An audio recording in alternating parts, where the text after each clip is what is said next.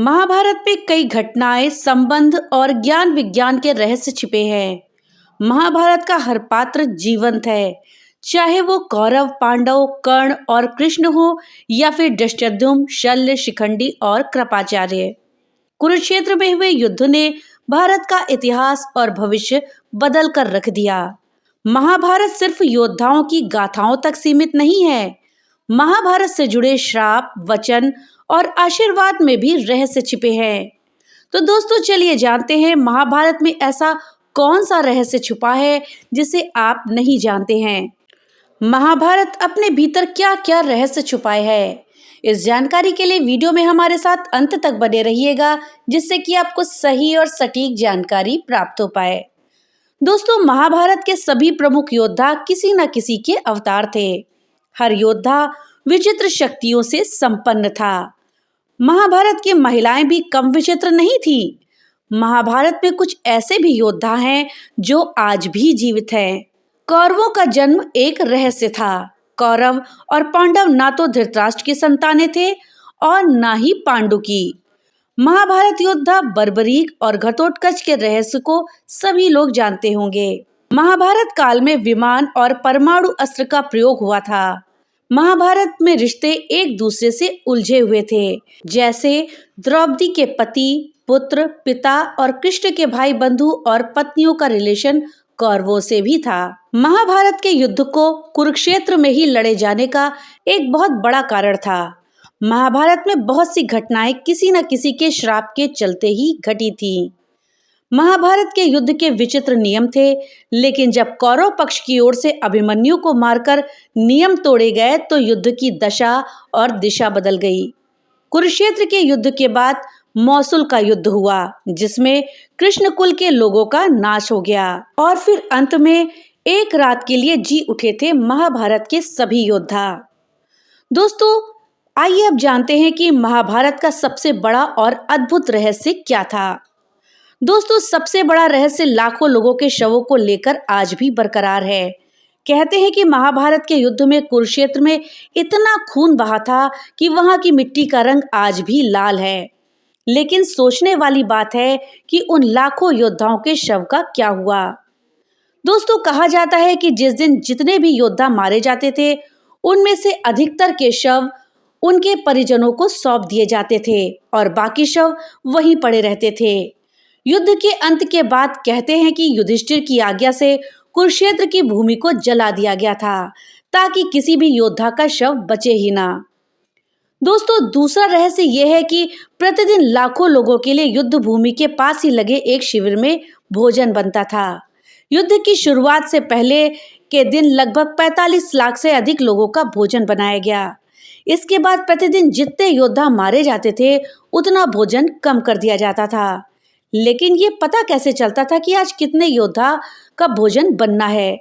इसके लिए भोजन की व्यवस्था देखने वाले उडुपी के राजा हर दिन शाम को जब श्री कृष्ण को भोजन कराते थे, तब श्री कृष्ण के भोजन कराते वक्त उन्हें पता चल जाता था कि कल कितने लोग मरने वाले हैं और कितने लोग बचेंगे।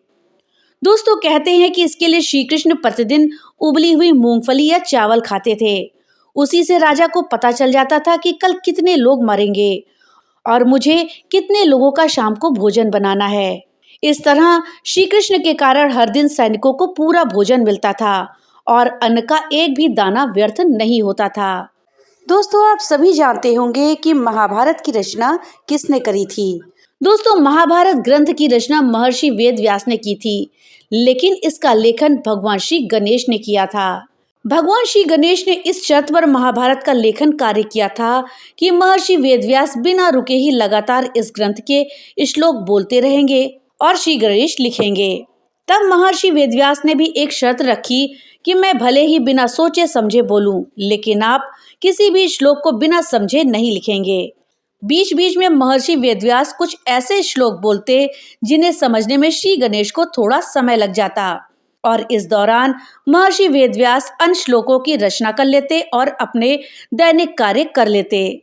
इसके बाद महाभारत ग्रंथ का वाचन सबसे पहले महर्षि वेदव्यास के शिष्य वैशंपायन के राजा जन्मेजय की सभा में किया गया था। राजा जन्मेजय अभिमन्यु के पौत्र तथा परीक्षित के पुत्र थे। इन्होंने ही अपने पिता की मृत्यु का बदला लेने के लिए सर्प यज्ञ करवाया था। दोस्तों, कहते हैं कि कालांतर में इस महाभारत को 3 चरणों में संग्रहित किया गया। पहले चरण में 8,800 श्लोक, दूसरे चरण में 24,000 श्लोक और तीसरे चरण में 1,00,000 श्लोक। दोस्तों, ज्यादातर लोग ये जानते हैं कि महाभारत को वेद व्यास ने लिखा है, लेकिन ये अधूरा सच है। वेद व्यास कोई नाम नहीं बल्कि एक उपाधि थी जो वेदों का ज्ञान रखने वाले लोगों को दी जाती थी। कृष्ण द्वैपायन से पहले 27 वेद व्यास हो चुके थे, जबकि वे खुद 28वें वेद व्यास थे। उनका नाम कृष्ण द्वैपायन इसलिए रखा गया क्योंकि उनका रंग सांवला था और वे एक द्वीप पर जन्मे थे। दोस्तों, महाभारत युद्ध में 18 की संख्या का बहुत महत्व है। महाभारत की पुस्तक में 18 अध्याय हैं।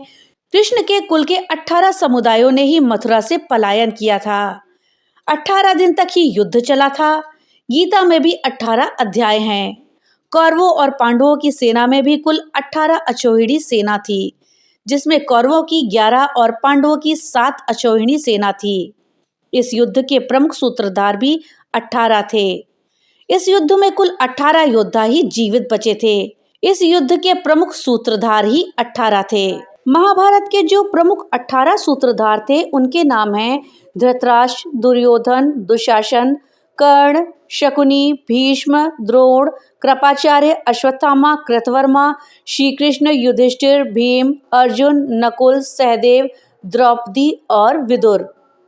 महाभारत युद्ध के पश्चात कौरवों की तरफ से 3 और पांडवों की तरफ से 15 यानी कि कुल 18 योद्धा ही जीवित बचे थे, जिनके नाम हैं कौरवों की तरफ से कृतवर्मा, कृपाचार्य और अश्वत्थामा, और पांडवों की तरफ से युयुत्स, युधिष्ठिर, अर्जुन, भीम, नकुल, सहदेव, कृष्ण, सात्विक इत्यादि। लाखों लोगों के मारे जाने के बाद लगभग 24,165 कौरव सैनिक लापता हो गए थे। माना जाता है कि महाभारत युद्ध में एकमात्र जीवित बचा कौरव युयुत्स था, जो कि पांडवों की तरफ से लड़ा था। अब आइए जानते हैं महाभारत के प्रमुख श्रापों के बारे में, जिसमें पहला श्राप है पूर्व जन्म में राजा शांतनु महाभिष थे। ब्रह्मा की सेवा में वो उपस्थित थे, तब वे गंगा पर मोहित होकर उसे एकटक देखने लगे। तब ब्रह्मा ने उन्हें मनुष्य योनि में युद्ध झेलने का श्राप दे दिया। इसके बाद वशिष्ठ ऋषि ने 8 वसुओं को मनुष्य योनि में जाने का श्राप दिया था, जिसमें से एक गंगापुत्र देवव्रत अर्थात भीष्म पितामह भी थे। अंबा के श्राप ने भीष्म को उनके अंत का श्राप दे दिया।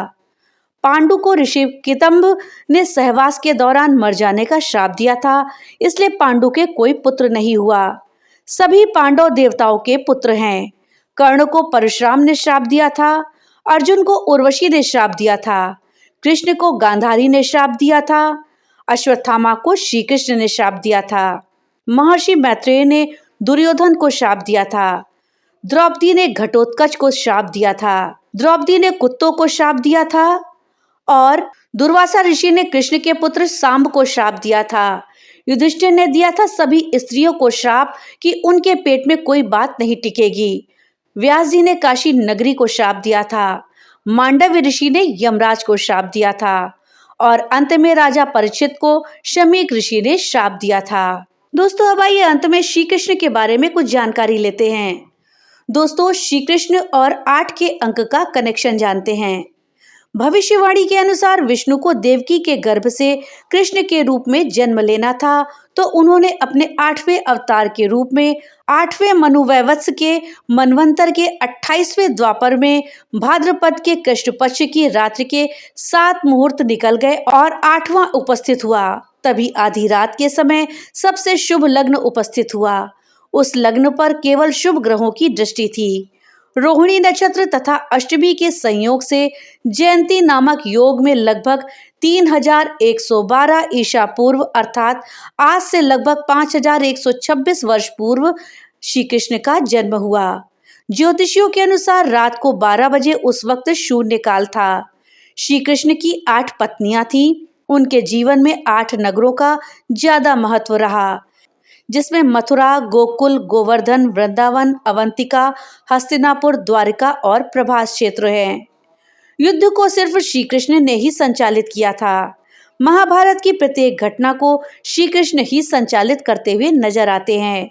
दुर्योधन को माता के समक्ष नग्न जाने से रोकना, कर्ण के कवच कुंडलों को इंद्र के द्वारा दान में मांग लेना, बर्बरीक से दान में उसका शीश मांग लेना और युक्ति पूर्वक कर्ण, द्रोण और भीष्म को युद्ध में मरवा देना, ये सभी श्री कृष्ण की नीति से ही संभव हुआ। श्री कृष्ण के कारण ही ये युद्ध हुआ और उन्हीं ने इस युद्ध को पांडवों के पक्ष में विजित किया। तो दोस्तों, ये थी जानकारी महाभारत में छुपे हुए सबसे अद्भुत रहस्यों के विषय में। जानकारी आपको कैसी लगी हमें कमेंट बॉक्स में लिख करके जरूर बताइएगा। वीडियो अगर अच्छी लगी हो तो वीडियो को लाइक और ज्यादा से ज्यादा शेयर करिएगा, जिससे कि ये जानकारी अधिकतर लोगों तक पहुंच पाए। और हाँ, अगर चैनल पे पहली बार आए हैं तो कृपया चैनल को सब्सक्राइब कर ले और बेल आइकन दबाना ना भूलें, जिससे कि मेरी वीडियो सबसे पहले आप तक पहुंच सके। तो मिलते हैं अगली नई वीडियो के साथ, तब तक के लिए राधे राधे।